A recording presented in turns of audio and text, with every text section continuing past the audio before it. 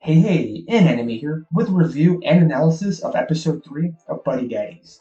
And for warning, these reviews touch on various aspects of the entire episode, so needless to say, there will be spoilers.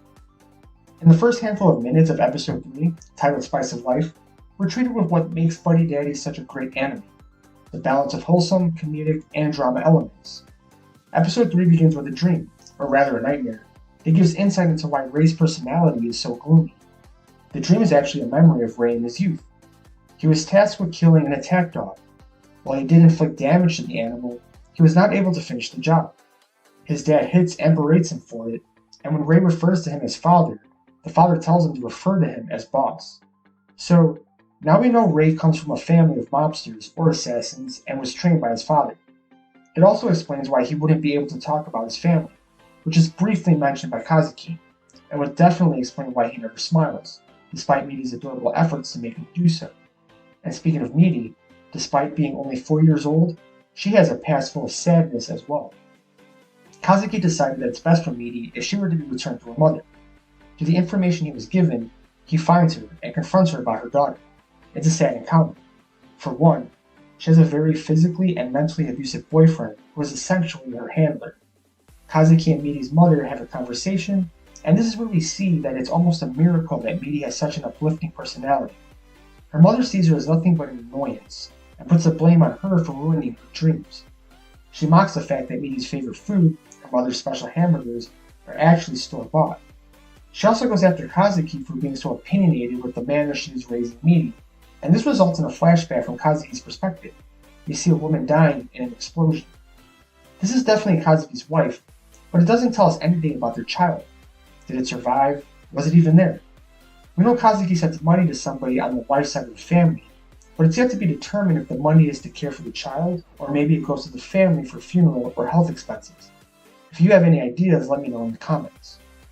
But after this encounter, Kazuki decided it's best to keep Midi and Ray is actually all for it. Ray's changing attitude is shown throughout the course of the episode. At the beginning of the episode, a child protection agent sees Midi playing alone and asks Ray if he is her father or has any relationship to her. He replies no, essentially almost resulting in her being taken away until Kazuki shows up and settles the matter. Then, at the end of the episode, a similar situation occurs, where the police are about to take Midi away to the station, until Ray appears and refers to himself as her papa. This use of the word papa becomes really important. Ray never understood why Midi calls Kazuki papa until she explains that dads, or papas, are men who do anything to save their child. It makes it that much more special that Ray refers to himself as her papa, because now he is acknowledging that he will save her when she needs it. It also explains the title Buddy Daddies. Kazuki and Ray are two friends, not lovers, who are now taking on the responsibility of being daddies or papas to a girl who they have saved. So, by far this was the best episode. We received a lot of information about Kazuki, Ray, and Midi's past, and we were given a lot of character development by way of Ray. It had its heartbreaking moments, and it also had great comedic moments. My favorite being that Ray has the same unsophisticated palate as Midi.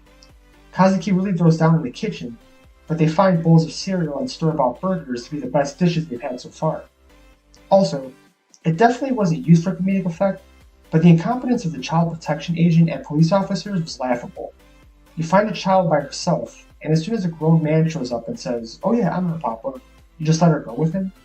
I chuckled at it, and it's not a big deal, but I mean, come on. Aside from that, there are a couple things I want to be looking out for in future episodes. One, does Ray's father return? Nothing suggests he's dead, and if he's not, then I can see a confrontation happening between father and son later on. And two, will Midi's mother make a reappearance? She really only cares for Midi because she can be a paycheck for her by way of her father, who as we know is deceased. However, let's say he left an inheritance to Midi. Then we definitely know her money-grubbing mother will show up again, and possibly try to take her away from the Buddy Daddies. Anyway, I can't wait to see what's in store for the next episode, and I'd like to hear your thoughts in the comments.